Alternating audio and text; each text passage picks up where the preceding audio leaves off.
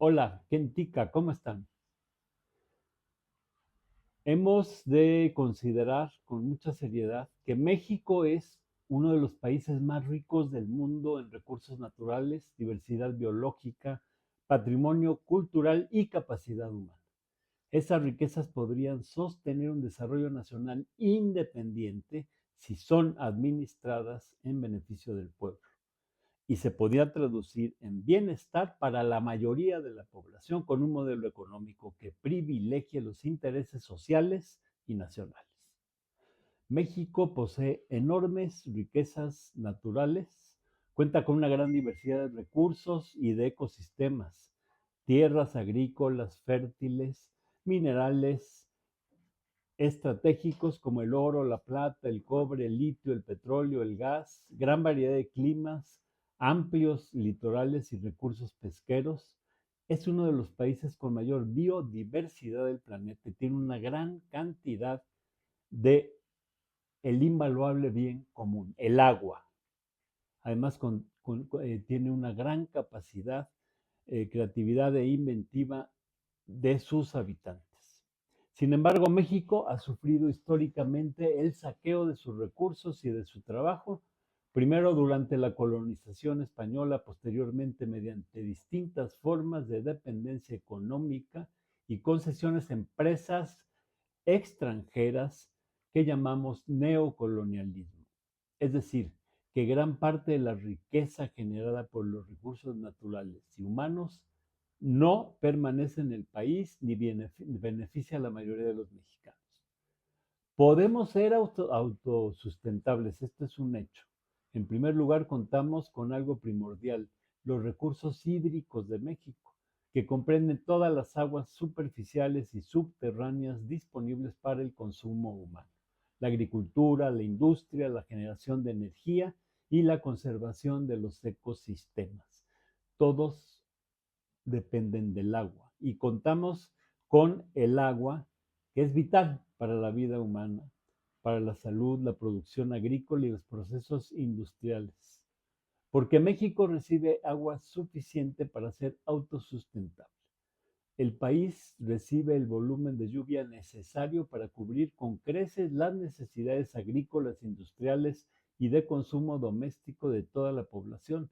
En promedio, México recibe 1.5 billones de metros cúbicos de agua al año en forma de lluvia, la que luego de la evaporación y transpiración reintegra el 72% de la atmósfera y se escurre un 22%, infiltrándose el 6%. Tras todo ello, queda una disponibilidad de agua dulce renovable de cerca de 450 mil millones de metros cúbicos anuales. Para todas las actividades, agricultura, industria y uso doméstico, se extraen como 90.000 millones de metros cúbicos. De modo que desde una perspectiva netamente matemática, el volumen disponible supera en más de 4 veces el volumen extraído.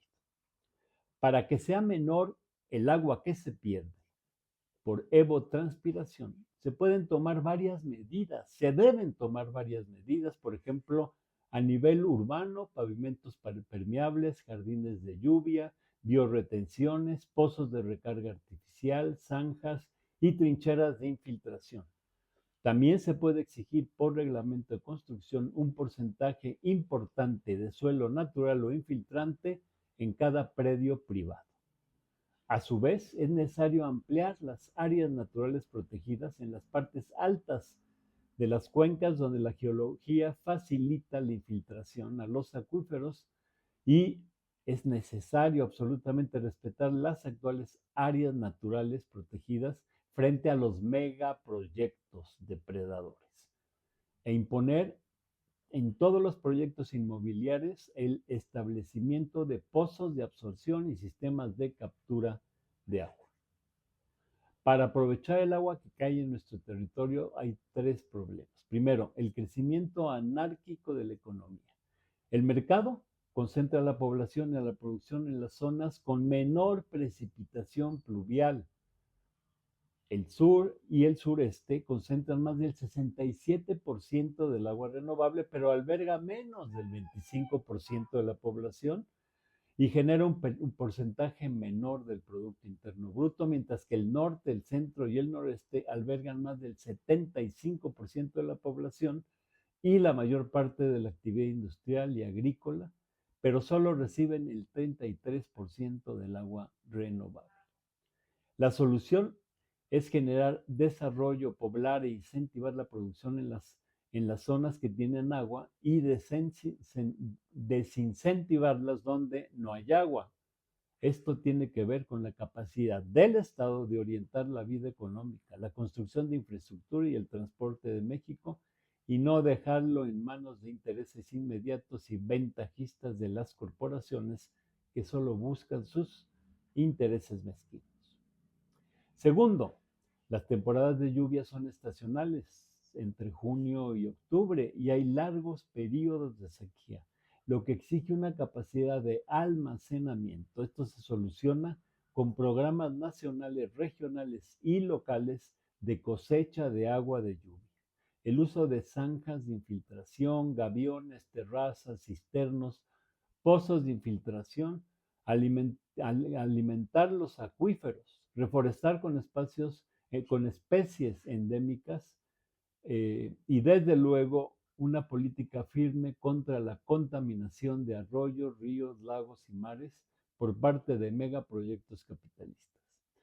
Otro gran problema es que en las ciudades se pierde entre el 35 y el 40% del agua potable por las fugas en las tuberías obsoletas, ya que son obras de mantenimiento que no se ven y cuyo arreglo causa molestias en las vialidades. Entonces los gobiernos los posponen y dan prioridad a obras de relumbrón.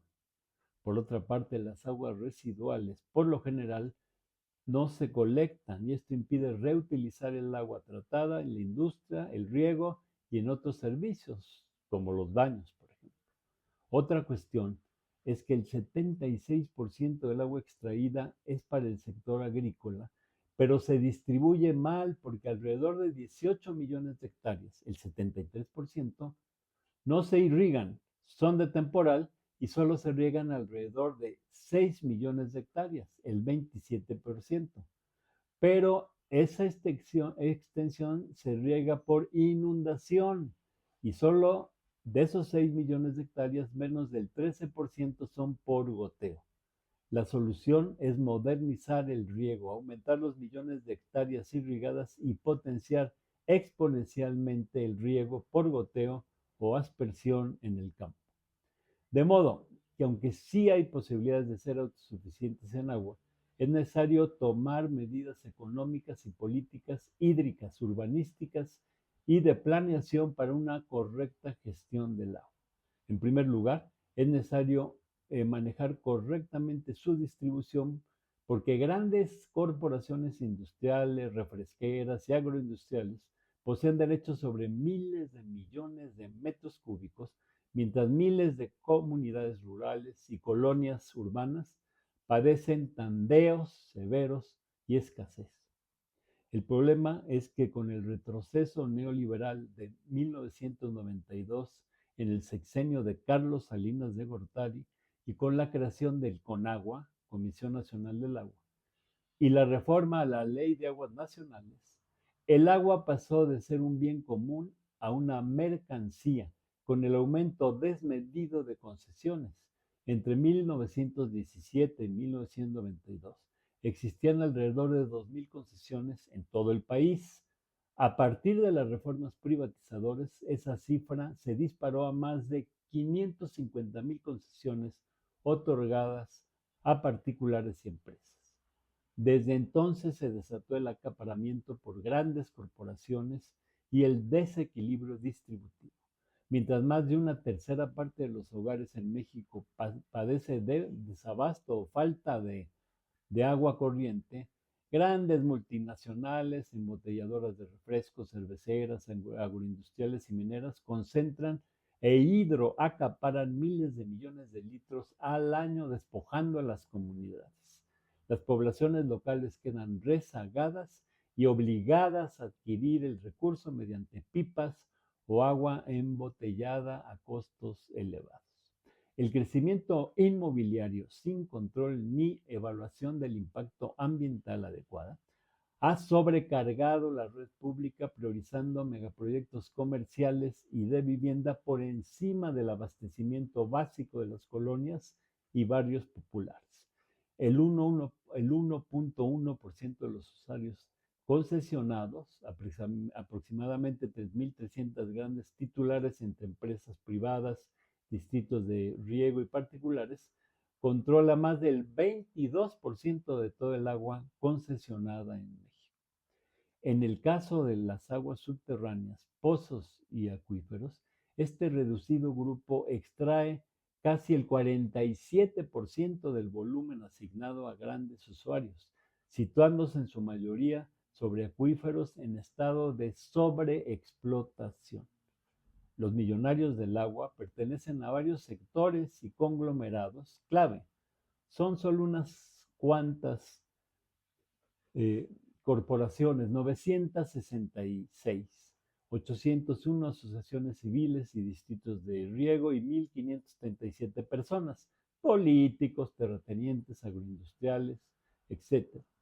Entre los aguatenientes principales están la agroindustria y ganadería, grandes productores de forraje como alfalfa para la industria láctea, cultivos de exportación, aguacate, berries, jitomate, bebidas y alimentos embotelladores de refrescos cerveceros o lácteas, como el Grupo Modelo, Heineken, Coca-Cola, Pepsi-Cola, Lala, Danone, la minería y la metalurgia, empresas como Grupo México, Penasquillo, que es de la Gold Corp, Altos Hornos de México y ArcelorMittal.